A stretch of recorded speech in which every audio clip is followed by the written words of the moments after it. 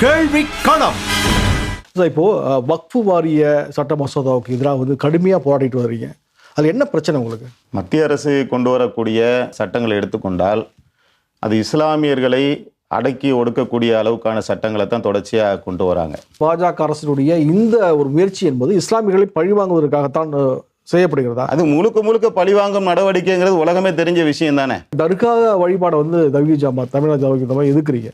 ஆனால் தர்காவுக்கான இடத்துக்கும் சேர்த்து வந்து நீங்கள் போராடுறீங்கல்ல, அது எப்படி முரண்பாடாக இருக்கு?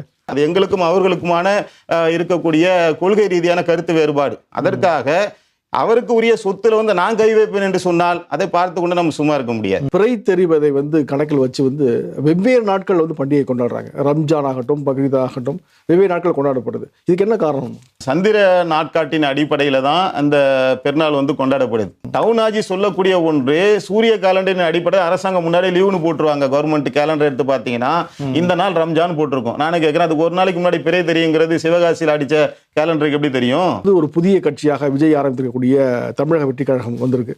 அந்த கட்சியை எப்படி பாக்குறீங்க? பாசிசமா பாயாசமா என்று அவர் கேட்டது வந்து ஒரு சின்ன ஒரு கேள்விக்குறியை வந்து ஏற்படுத்தியிருக்கு. இனி வரக்கூடிய காலங்களில் அவருடைய நிகழ்வுகள் தான் அதை வந்து நம்ம தீர்மானிக்க முடியும். வணக்கமேகளே, இன்றைய கேள்விக்கிழமை நிகழ்ச்சியில் கலந்து கொண்டு பல்வேறு கருத்துக்களை வழங்குவதற்காக தமிழ்நாடு தவ்ஹீத் ஜமாத்தினுடைய மாநில துணை பொதுச் செயலாளர் அப்துல் ரஹீம் அவர்கள் வருகிறார்கள். வணக்கம். வாழ்த்துக்கள் சார்.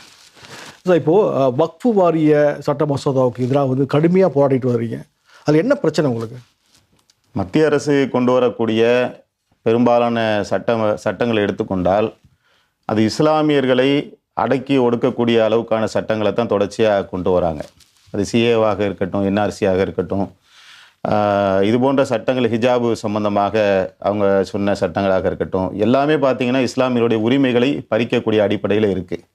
குறிப்பாக இந்த வக்ஃபு திருத்த சட்ட மசோதாவை எடுத்துக்கொண்டால் அதில் வக்போர்டுக்கென்று தனிப்பட்ட உரிமைகள், அவங்களுக்கென்று பல அதிகாரங்களை வந்து இதற்கு முந்தைய அரசாங்கங்கள் வழங்கியிருக்கு. குறிப்பாக 1995 இயற்றப்பட்ட வக்ஃபு ஆக்ட் வந்து வக்ஃபு சொத்துக்களை பாதுகாப்பதற்குண்டான அனைத்து விதமான வேலைகளையும் அதில் பண்ணப்பட்டிருக்கு. குறிப்பாக சொல்வதாக இருந்தால், ஒருவர் வக்ஃபு சொத்துக்களை வந்து ஆக்கிரமித்திருக்கிறாருன்னு சொன்னால் அந்த வக்ஃபு சொத்தில் அவர் பட்டாவே வாங்கியிருந்தாலும் கூட, அதில் 20-25 ஆண்டுகள் அவர் இருந்தாலும் கூட, அது சேல்டீடே பண்ணப்பட்டிருந்தாலும் கூட, அது வக்ஃபு சொத்து என்று அறியப்படும் என்று சொன்னால் அதை வந்து மீட்பதற்குண்டான அனைத்து விதமான சட்ட பாதுகாப்பும் ஏற்கனவே இருந்த வக்ஃபு சட்டத்தில் இருந்துகிட்டு இருக்கு. இப்போ கண்டினியூ இருக்கு. இப்போ என்ன செய்கிறாங்கனாக்கா, 12 வருஷத்துக்கு மேலே ஒருவர் ஆக்கிரமித்து வைத்திருந்தார் என்று சொன்னால் அந்த இடம் அவருக்கு உரியது என்று ஆக்கிரமிப்பாளருக்கு சாதகமாக சட்ட திருத்தங்கள் செய்யப்படுது. இது வந்து ஒரு உதாரணம் சொல்றேன். இது போன்று பல்வேறு விதமான குளறுபடிகள் அதில் செய்யப்படுது. இப்போ 1954 தான் கொண்டு வரப்பட்டுச்சு இல்லையா? வக்ஃபு நிலங்களை வந்து ஒரு ஒருமுகப்படுத்துவதற்கான ஒரு திட்டம் வந்து சட்டமாக கொண்டு வரப்பட்டது. 54 பிறகு 95 வந்து அது முழுமையாக நீட்டிக்கப்பட்டது இல்லையா? ஆமா. அதுக்கும் இதுக்கும் வந்து என்ன, 54க்கு பிறகு 95 வந்து என்ன மாதிரி மாற்றம் கொண்டு வந்துச்சு? இப்போ 95க்கு பிறகு 2024 வந்து மாற்றம் கொண்டு வரப்படல. இடையில பல மாற்றங்கள் இருக்கு. 2013 வாஜ்பாய் பீரியட்ல கூட இதுல சில சட்ட திருத்தங்கள் கொண்டு வரப்பட்டுச்சு. அப்பெல்லாம் நம்ம எதுவுமே நாடு தழுவிய அளவுல போராட்டங்கள் எதுவுமே செய்யப்படல. 54 கொண்டு வரப்படும் பொழுது வக்ஃபு நிலங்களை கண்காணிக்க வேண்டியது அரசின் கடமை அப்படின்னு சொல்லி தான் கொண்டு வந்தாங்க. இப்போ அந்த அரசினுடைய கடமையில வந்து இப்போ கூட சட்ட மசோதா மீறுதுன்னு நினைக்கிறீங்களா? கண்டிப்பா. அரசு வந்து வக்ஃபு நிலங்களை பாதுகாப்பும் என்று சொன்னால் 2013 வாஜ்பாய் அரசாங்கம் கொண்டு வந்த வக்ஃபு திருத்த சட்ட மசோதாவை கண்டித்து எதுவுமே எந்த விதமான ஒரு போராட்டங்களும் நடத்தப்படலை. இஸ்லாமிய சமுதாயம் எதிர்ப்பு தெரிவிக்கல, எதிர்க்கட்சிகளும் எதிர்ப்பு தெரிவிக்கல. அப்படி ஒரு சட்டம் வந்து மாற்றம் பட்டதா அப்படிங்கிறதே நம்ம நிறைய மக்களுக்கு தெரியாது. ஏன்னா அதில் எந்த விதமான அப்ஜெக்ஷனும் எழுப்பப்படாத அளவுக்கு அது உரிய பாதுகாப்பு அம்சங்கள் அது கொண்டு இருந்துச்சு. ஆனால் இப்போ கொண்டு வரக்கூடிய இதில் வந்து 44க்கும் மேற்பட்ட சட்ட திருத்தங்களை கொண்டு வராங்க. இதில் வந்து டிஜிட்டல் முறையில் வந்து பதிவு செய்யப்பட வேண்டும் சொல்லக்கூடிய நல்ல விஷயங்கள் கூட இருக்குது. அதில் நன்மை தானே. அது நிலங்கள்லாம் வந்து டிஜிட்டலாக வந்து பதிவு செய்யப்பட்டால் ஆக்கிரமிப்புக்கான வழியே இல்லாமல் போயிடும் இல்லையா? இப்போ கோர்ட்டு வந்து பல கேள்விகளை கேட்பாங்க. அப்போ என்ன செய்வாங்கன்னா, ஒரு 90 நெகட்டிவான வேலையை செஞ்சுட்டு 10 பாசிட்டிவாக செய்வாங்க. இப்போ நீங்கள் கேட்குறீங்கல்ல, இது மாதிரி கோர்ட்டு கேட்கும்போது நாங்கள் இந்த 10 செய்கிறோம்னு சொல்லி செய்வாங்க. நம்ம அதை வச்சு பார்த்தோம்னா மொத்தமாக இந்த சட்டத்தையே வந்து நம்ம பயன்படுத்த முடியாத அளவுக்கு இதை கொண்டு போயிடுறாங்க. அதில் நீங்கள் பார்த்தீங்கன்னா குறிப்பாக இதுக்கு முன்னாடி வக்ஃபு ட்ரிபியூனலுக்கு அதிகமான அதிகாரங்கள் கொடுக்கப்பட்டிருந்துச்சு. ஒரு கேஸ் வருது, ஒரு ஆக்கிரமிப்பாளர் வராரு, ஒரு வக்ஃபு சொத்துக்குண்டான ஒரு முத்தவழி வராரு அப்படின்னு சொன்னால் விசாரித்து இது உனக்குரியது என்ற தீர்ப்பை வந்து முஸ்லீம்கள் இருக்கக்கூடிய இந்த வக்ஃபு ட்ரிபியூனலில் நீதிபதியாக இருந்து அவர் தீர்ப்பளிப்பார். இப்ப அந்த அதிகாரம் பறிக்கப்பட்டு கலெக்டர்கிட்ட கொடுக்கப்படுது. ஒருவேளை ஒரு மாநில அரசே வக்பு சொத்தை வந்து ஆக்கிரமித்து இருக்கும் என்று சொன்னார், கலெக்டர் யாருக்கு சாதகமா தீர்ப்பு கொடுப்பாரு? அவரே வாதியாவும் இருக்கிறாரு, அவரே வந்து நீதிபதியாவும் இருக்கிறார். அப்ப அரசாங்கத்தினுடைய ஒரு பிரதிநிதியாக கலெக்டர் இருந்து கொண்டு அவர் கொடுக்கக்கூடிய தீர்ப்புல எப்படி நம்பகத்தன்மை இருக்கும்? அரசு ஆக்கிரமிக்கும் நம்புறீங்களா? இருக்கு. அரசு இந்திய முழுவதும் நீங்க எடுத்துக்கொண்டால் இந்திய மத்திய அரசாங்கம் சரி, மாநில அரசாங்கங்களும் சரி, பல சொத்துக்கள் வந்து பல ஏக்கர் கணக்கான சொத்துக்கள் வந்து அரசே வந்து ஆக்கிரமித்திற்குண்டான ஆவணங்கள்லாம் வந்து இருக்கு. ஏராளமான ஆவணங்கள் அந்த மாதிரி வந்து நம்ம அதுக்கு நீங்க நீதிமன்றத்தை நாடியோ வேற வழியே இல்லையா? அதுக்கு தான் வக்புக்கு அவ்வளவு அதிகாரங்கள் கொடுக்கப்பட்டிருக்கு. 95 இது வரைக்கும் நான் என்ன கேட்கிறேன், முஸ்லீம்கள் எதுவும் கேட்டாங்களா? வக்பு சொத்துக்களை எங்களால பாதுகாக்க முடியல, நீங்க புதிய சட்ட திருத்தத்தை கொண்டு வாங்க என்று முஸ்லீம்கள் கோரினார்களா? இல்ல, இதுல முக்கியமா பெண்கள், முஸ்லீம் பெண்களுக்கு வந்து ஒரு பிரதிநிதித்துவம் கொடுக்குறாங்க இல்லையா? அதை நீ எதுக்குறீங்களா? இல்ல, முஸ்லீம்களுக்கு பெண்களுக்கு பிரதிநிதித்துவம் கொடுக்கறதா வேணாமாங்கிறது ரெண்டாவது. அதை நான் சொன்னேன்ல, அந்த 100ல ஒரு விரல் வெட்டி என்ன அதை ஆதரிக்கிறீங்களா? முதல்ல எதுக்குறீங்க? அது என்ன நிலைப்பாடு? அது இஸ்லாமிய பெண்களை பொறுத்தவரையிலும் திறன் ரீதியாக அவங்க வருவதை வந்து நம்ம எந்த காலத்தில் நாம் வந்து தடுக்கவே கிடையாது. இஸ்லாமிய பெண்களுடைய கல்வியை ஊக்குவிக்கக்கூடிய மார்க்கம் இஸ்லாமிய மார்க்கம். படிங்கிறத கட்டாய கடமையாக ஆக்கியிருக்கு. அப்போ பாதுகாப்பான முறையில் இஸ்லாமிய பெண்கள் கற்பதை வந்து கட்டாய கடமையாக ஆக்கியிருக்கக்கூடிய மார்க்கம் இஸ்லாமிய மார்க்கம். அதுக்குண்டான பாதுகாப்பு அம்சங்கள் இருக்கணும்னு சொல்றோம். இப்போ இதுல இன்னொரு விஷயம் என்னன்னா, இஸ்லாமியர்கள் அல்லாதவர்களுக்கும் ஒரு பிரதிநிதித்துவம் இதுல வந்து கொண்டு வரப்படக்கூடியதா இருக்குது. மாவட்ட ஆட்சியர் வந்து இதில் உள்ள வரதுனால மாவட்ட ஆட்சியர் இஸ்லாமியர்களாக இல்லாத சூழலில் கூட அவருடைய அதிகாரத்துக்கு கீழே வந்து இயங்க வேண்டியதாக இருக்கிறது. இப்போ இது ரெண்டுமே உங்களுடைய எதிர்ப்புக்கு காரணமாக இருக்கா? ஆமாம், முக்கியமாக நம்ம இதையும் தான் வந்து எதிர்க்கிறோம். அதாவது இப்போ இந்து அறநிலையத்துறைன்னு ஒன்று இருக்குது. இந்துக்கள் சார்ந்த, நலம் சார்ந்த, ஆன்மீகம் சார்ந்த அது விஷயங்களை அவங்க பார்க்குறாங்க. அது அவங்களுடைய தனிப்பட்ட உரிமை, அதில் நம்ம வந்து தலையிட முடியாது. இப்போ இந்த அறநிலையத்துறையில் வந்து ஒரு கிறிஸ்தவரை போடு என்ற கோரிக்கை வைப்பதோ, அதில் ஒரு முஸ்லீமை போடுங்கன்னு ஒரு கோரிக்கை வைப்பதோ ஒரு அபத்தமான ஒன்று. அது அவர்களுக்குன்னு உரியது, அவங்களுக்கு தான் சம்பந்தமாக தெரியும். அதில் 1008 பிரச்சனைகள் வந்து இருக்கும். அதை போய் நம்ம கொஸ்டின் பண்ணிட்டு இருக்க முடியாது. அது மாதிரி இஸ்லாமியர்களுக்கு என்று இஸ்லாமியர்கள் கொடுத்த சொத்துக்கள், இது அரசாங்க சொத்துலாம் கிடையாது. எந்த மத்திய அரசாங்கமோ மாநில அரசாங்கமோ மானியமாகவோ இறக்கப்பட்டோ கொடுத்த சொத்து அல்ல. ஒரு தனவந்தராக இருக்கக்கூடியவர் அவர் என்ன செய்யறாருன்னா, இறைப்பணிக்காக அவர் என்ன செய்யறாருன்னா, தன்னுடைய வாழ்வில சேர்த்த சொந்த உழைப்புல இருந்த சொத்துக்களை அவர் தானமாக கொடுக்கிறார். அந்த சொத்துக்கள் விற்பனைக்கு என்று இல்லாமல் அதனுடைய பலன்கள் வந்து என்ன செய்யணும், காலகாலத்துக்கும் அது நன்மையில பயன்பட வேண்டும் என்று கொடுக்கறதுக்கு பேர் தான் வக்ஃபு. அப்படி கொடுக்கப்பட்ட அந்த சொத்துக்களை இஸ்லாமியர்கள் தானே பராமரிக்க முடியும். அதுல முஸ்லீம் அல்லாத மக்களும் இருவர் வருவதுங்கிறது இந்த இந்திய நாட்டினுடைய சட்டத்தையே கேள்விக்குறியாக்கக்கூடிய ஒன்றாக வந்து இருக்குது. அது எப்படி சாத்தியம்? அது அப்ப மத சிறுபான்மைக்கு என்று ஒரு தனிப்பட்ட ஒரு அதிகாரங்களை அரசியல் சாசன சட்டத்தினுடைய 30வது பிரிவு நமக்கு வழங்குது. அந்த சட்டத்தினுடைய அந்த சட்ட விதிகளை எல்லாம் உடைச்சுக்கிட்டு செய்யறாங்கனாக்கா, எப்படி சிஏவில் வந்து வெளிநாட்டுல இருந்து வரக்கூடிய புத்தர் உள்ள புத்த மதத்தை சார்ந்தவங்க வரலாம், கிறிஸ்தவ மதத்தை சார்ந்தவர்கள் வரலாம், இஸ்லாமியர்கள் மட்டும் வந்தாக்க நாங்கள் குடியுரிமை வழங்க மாட்டோம் என்று எப்படி சிஏவில் வந்து குறிப்பிட்ட மதத்தை டார்கெட் பண்ணி அதில் எப்படி ஒரு சட்ட வடிவத்தை கொண்டு வராங்களோ, சேம் முஸ்லீம்கள் உள்ளக்க வராங்க, அல்லாதவர்கள் வராங்களே. இப்போ திருப்பதி லட்டு விவகாரத்தில் வந்து அங்கே வந்து முஸ்லீம்கள் கிடையாது உள்ளக்க ஒரு கால்.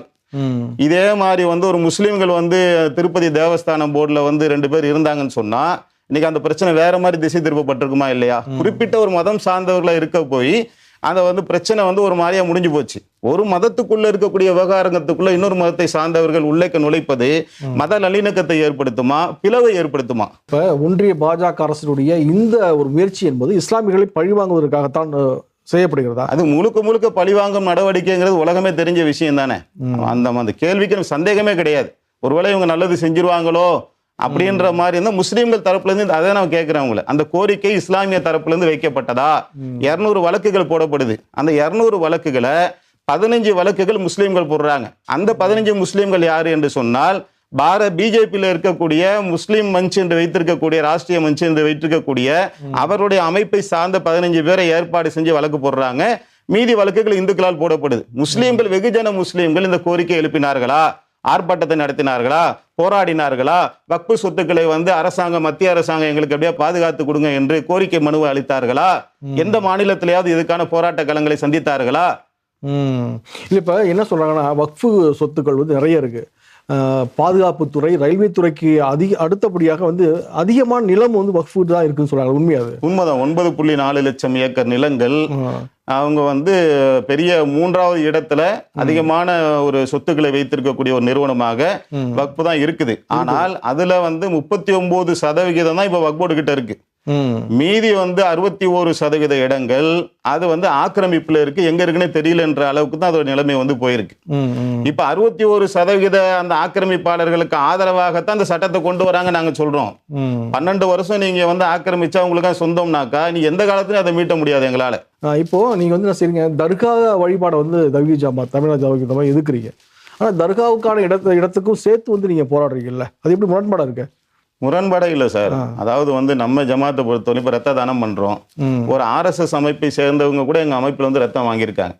அப்ப சேவை செய்யக்கூடிய இந்த அமைப்பை பொறுத்தவரையிலையும் அது எதிரியாக இருந்தாலும் கூட அவர்களுக்கு ஒரு பாதிப்பு என்று சொன்னால் களம் இறங்கக்கூடிய ஒரு செட்டப்ல தான் நம்ம வந்து இருக்கிறோம். யாதும் ஊரே யாவரும் கேளீர், ஒன்றே குலம் ஒருவனே தேவன், இதெல்லாம் ஒரு பேச்சு சித்தாந்தத்துல வைத்திருக்கக்கூடிய ஒரு அமைப்பு இல்லை, நடைமுறையில இதை நாங்க வந்து செஞ்சு காட்டுறோம். அப்ப கொள்கை ரீதியாக தர்கா வழிபாடு கூடாது அப்படிங்கிறது குர்ஆனுடைய போதனை, முகமது நபியோடைய போதனை. அந்த போதனைக்கு முரணாக அந்த தர்கா வழிபாடு செய்யக்கூடியவர்கள் இருந்தாலும் கூட அது எங்களுக்கும் அவர்களுக்குமான இருக்கக்கூடிய கொள்கை ரீதியான கருத்து வேறுபாடு. அதற்காக அவருக்கு உரிய சொத்துல வந்து நான் கை வைப்பேன் என்று சொன்னால் அதை பார்த்து கொண்டு நம்ம சும்மா இருக்க முடியாது. ஆனா அரசினுடைய கடமை இருக்கவே கூடாதுன்றீங்களா? இப்ப வந்து எப்படி நீங்களுக்குள்ள சண்டை போட்டுக்குவோம், பிரிச்சுக்குவோம், என்ன பண்ணிக்குவோம், அரசியல வரவே கூடாதுன்னு அரசு தானே வக்பு சேர்மனை நியமிக்குது.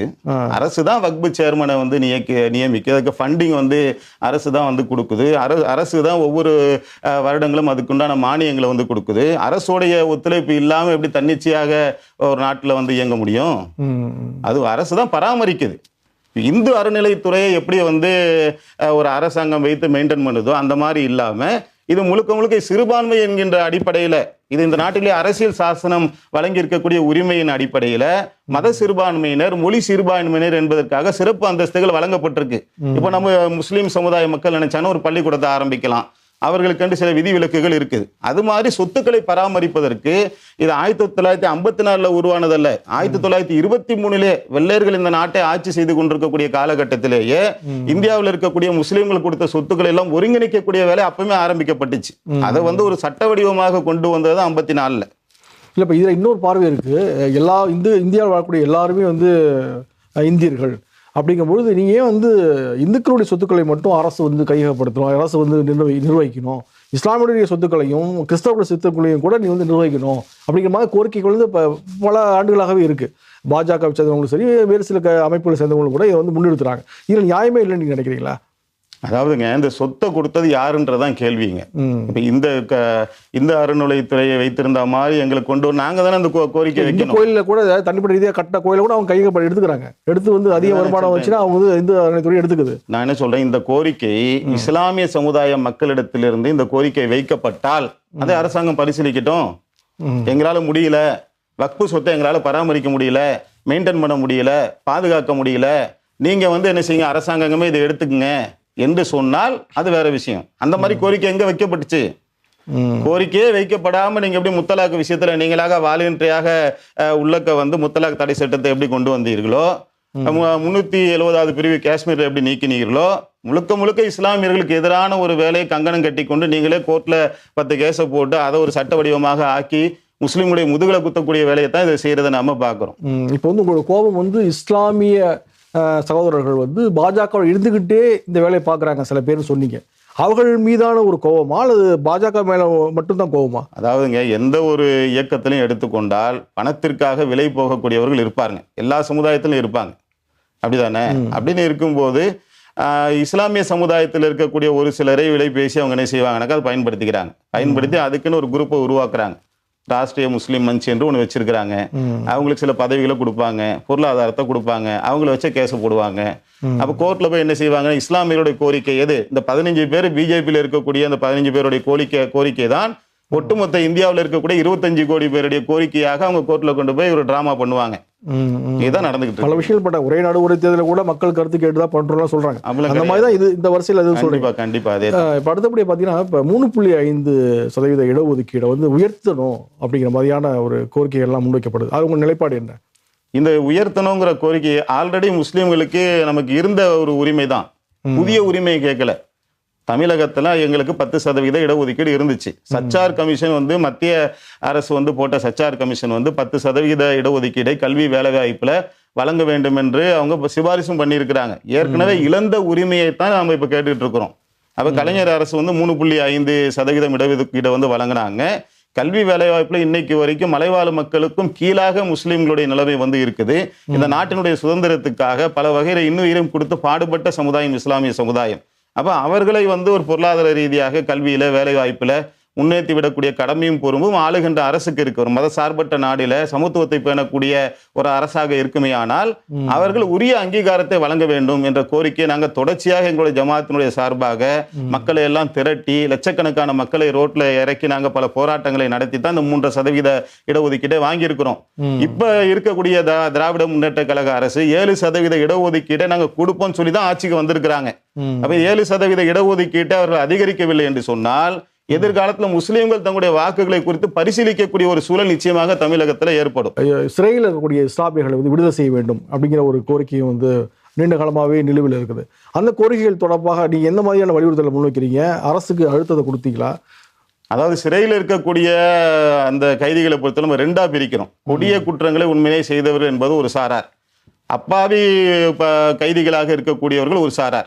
அப்போ வந்து ஒரு குற்றச்சாட்டின் பேரில் விசாரிக்கப்படாமல், சார்ஜ் ஷீட்டை ஃபைல் பண்ணப்படாமல், அல்லது வந்து அவர்களுக்கு மீது பொய்யான புகாரின் ரீதியாக பல ஆண்டுகளாக 20-30 ஆண்டுகளாக விசாரணையை செய்யப்படாமல் இப்படி அப்பாவி மக்கள் கூட அந்த சிறையில் இருக்கிறாங்கன்றதை வைத்து நாம் என்ன செய்யறோம்னாக்கா, அந்த மாதிரி மக்களை நீங்க உடனடியாக வந்து எல்லாருக்கும் என்ன தெரியும், இப்ப அண்ணா பிறந்த நாள்னு வருது, 10 கைதிகளை வந்து அப்படி மற்ற சமுதாயத்திலிருந்து விடுதலை பண்றீங்களோ அதே இறக்கத்தை இவங்களுக்கும் காட்டுங்க.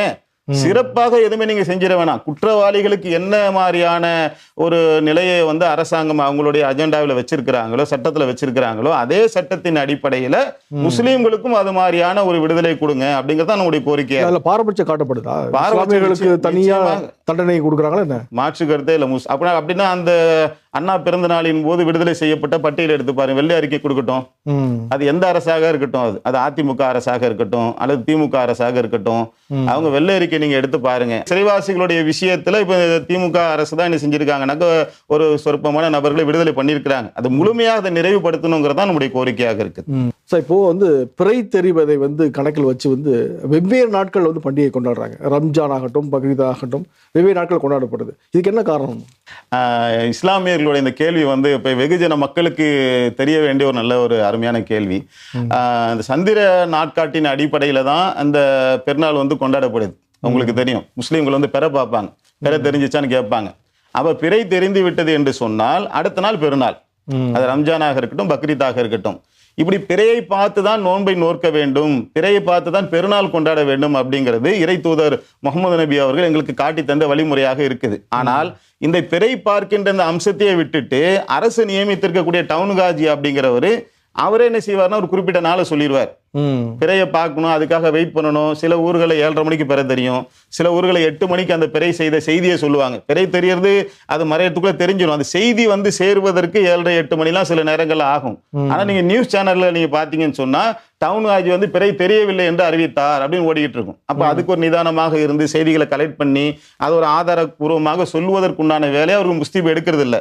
நாங்க எங்களுக்கு 1000க்கும் மேற்பட்ட பள்ளிவாசல் இருக்கின்ற காரணத்தினால் அனைத்து ஊர்களிலும் இந்த பிறை பார்ப்பதற்கென்றே கமிட்டி போட்டிருக்கோம். அவங்க பார்த்து என்ன செய்யறாங்க, விசாரித்து உறுதியாக செய்தி வந்த பின்னால் பிறை தெரிஞ்சிருச்சு என்று நாங்க மக்களுக்கு என்ன செய்யறோம், அறிவிக்கிறோம். இது மார்க்கம் சம்பந்தப்பட்ட ஒரு நிலைப்பாடுங்கிறதுனால இது டவுன் ஆஜி சொன்னாரு, அரசாங்கம் சொல்லிச்சு, இதெல்லாம் நம்ம பார்க்க முடியாது. இப்ப ஹிஜ்ரி காலண்டர் வந்து ஒரு அறிவியல் தொடர்புடைய ஒரு விஷயமா பார்க்கப்படுது. இந்த ஹிஜ்ரி காலண்டர் நீங்க ஏன் பின்பற்ற மாட்டீங்க? ஹிஜ்ரி காலண்டர் பின்பற்றதுனால தான் பிறையின் அடிப்படையில் செயல்படணும்னு சொல்றோம். அவரு சூரிய காலண்டர் அடிப்படையில் டவுன் ஆஜி சொல்லிட்டு இருக்காரு. நீங்க ஹிஜ்ரி காலண்டரின் அடிப்படையில அதுல வந்து என்ன வருதுனாக்கா பிறையை பார்க்கணும்ல, பிறையை பார்க்காம எப்படி வந்து ஒரு ஹிஜ்ரி காலண்டர் எப்படி நம்ம உருவாக்க முடியும்? டவுன் ஆஜி சொல்லக்கூடிய ஒன்று சூரிய காலண்டரின் அடிப்படையில் அரசாங்கம் முன்னாடி லீவுன்னு போட்டுருவாங்க. கவர்மெண்ட் கேலண்டர் எடுத்து பார்த்தீங்கன்னா இந்த நாள் ரம்ஜான் போட்டிருக்கோம். நானே கேட்கிறேன், அதுக்கு ஒரு நாளைக்கு முன்னாடி பிறை தெரியுங்கிறது சிவகாசியில் அடிச்ச கேலண்டருக்கு எப்படி தெரியும்? தெரியாது. அப்ப பிறையை பார்த்து செய்யணுங்கிறதா இஸ்லாமிய நடைமுறை அப்படிங்கிறத நம்ம சொல்லிட்டு இருக்கோம். அதனாலதான் உங்களுக்கு அந்த கிராஷ் ஏற்படுதே ஒழிய வேற அதுல ஒன்றும் பெரிய அளவுக்கான விஷயம் ஒன்றும் இல்லை. வக்ஃப் சட்ட திருத்த மசோதாவில் அடுத்த கட்டமாக நீங்க என்ன பண்ணலாம்னு நினைக்கிறீங்க? ஏன்னா 2 நாட்கள் வந்து பெரிய அளவில் போராட்டம் பண்ணீங்க. அடுத்து உங்களுடைய முயற்சி என்ன, போராட்டம் என்ன, அதுக்கான சிந்தனைகள் என்ன மாதிரி இருக்கீங்க? அது முதல் கட்டமா இது வந்து நம்ம செஞ்ச முதல் கட்டம் கிடையாது. முதல் கட்டமா நாம என்ன செஞ்சோம்னாக்கா அந்த மின்னஞ்சல் வழியாக லட்சக்கணக்கான மின்னஞ்சல்களை வந்து தொகுத்த மக்கள் மத்தியில் அதை கொண்டு போய் ஒரு அஜெண்டாவாக ஆக்கி அதை வந்து நம்ம மத்திய அரசுக்கு வந்து கொண்டு போய் சேர்த்துருக்கோம், வக்ஃப் போர்டுக்கு. அதே மாதிரி வந்து இரண்டாவதாக நம்ம சொன்ன அரசியல் தலைவர்களை சந்தித்து அவங்க வந்து பார்லிமெண்ட்டில், ஏன்னா இப்போ வந்து பார்லிமெண்ட் கூட்டுக்குழு தான் போட்டிருக்காங்க, எதிர்க்கட்சிகளுடைய கடுமையான எதிர்ப்பின் காரணத்தினால் கூட்டுக்குழு போடப்பட்டு அது நிலுவையில் இருக்குது. அப்போ இதில் வந்து நாம் வந்து அடுத்து பாராளுமன்றத்தில் விவாதத்துக்கு வந்தாக்கா எதிர்க்கட்சிகள் சில நேரங்களில் என்ன செய்வாங்கனாக்கா சபையை விட்டு வெளியேறிடுவாங்க. அந்த மாதிரி வெளியேறுதல் என்று இல்லாமல் உங்களுடைய எதிர்ப்புகளை கடுமையாக நீங்கள் தெரிவிக்க வேண்டும் அப்படிங்கிறத எங்களுடைய ஜமாத்தின் சார்பாக ஒரு பொலிட்டிக்கல் ஸ்டாண்டா எடுத்து நாம வந்து அனைத்து அரசியல் தலைவர்கள் சந்திச்சிருக்கோம். ரெண்டாவது, மூன்றாவதாகத்தான் என்ன செய்கிறோம்னாக்கா, எனக்கு அது இந்த மாதம் கடைசியில் கூடுது, இந்த ஜேபிசியினுடைய அறிக்கை வந்து கூட்டி அதை எடுத்து வைக்கிறாங்க.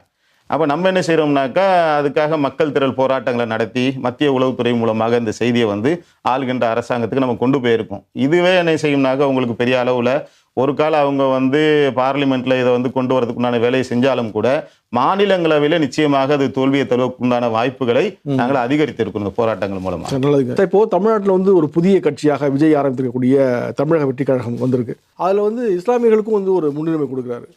அந்த கட்சியை எப்படி பார்க்குறீங்க? அதனுடைய தேவை இருக்கிறதா? அது வந்து இஸ்லாமியர்களுக்கு ஆதரவான நிலைப்பாடோடு இருக்குது அப்படின்னு நீங்கள் பாராட்டு தெரிவிக்கிறீங்களா?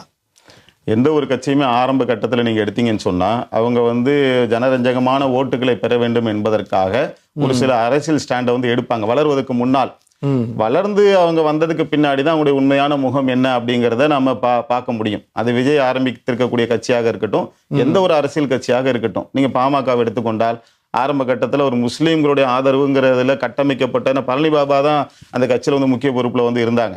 அப்போ இந்த மாதிரி இஸ்லாமியர்களுடைய அந்த ஒரு ஓட்டு வங்கியை கவனத்தில் கொண்டு தான் அவங்க தன்னுடைய கட்சியை வந்து கொண்டு வருவாங்க. அது போக விஜய் அப்படிதான் நினைக்கிறீங்க? சந்தேகப்படுறீங்க? இல்லை, இருக்கலாம், இல்லாமையும் இருக்கலாம். அது போக போக அவருடைய கட்சியினுடைய நிலைப்பாடுகள் அதை நாங்கள் உன்னிப்பாக கவனிக்கிறோம். அது என்ன போக்குகளை போகிறாங்க அப்படிங்கிறத பார்த்துக்கிட்டு தான் எங்களுடைய முடிவுகளை நாங்கள் அறிவிப்போம். பிளவுபடுத்தக்கூடிய அரசு எதுக்குள்ள சொல்கிறாரு? அதை தான் நான் சொல்கிறேன். ரெண்டையுமே, ஒரு பக்கம் பிளவுபடுத்தக்கூடிய மத ரீதியான, மொழி ரீதியான, ஜாதி, இன வெறி, இந்த இதுக்கு எதிராக என்னுடைய அரசியல் கட்சி இருக்கும், சமத்துவத்தை நாங்கள் பேணுவோம் அப்படிங்கிற அழுத்தம் திருத்தமாக சில இடங்களில் சொன்னாலும் கூட பாசிசமா பாயாசமா என்று அவர் கேட்டது வந்து ஒரு சின்ன ஒரு கேள்விக்குறியை வந்து ஏற்படுத்தியிருக்கு. இனி வரக்கூடிய காலங்களில் அவருடைய நிகழ்வுகள் தான் அதை வந்து நம்ம தீர்மானிக்க முடியும். இவ்வளவு நேரம் வந்து வசந்த் தொலைக்காட்சி கருத்துக்களை சொன்னீங்க.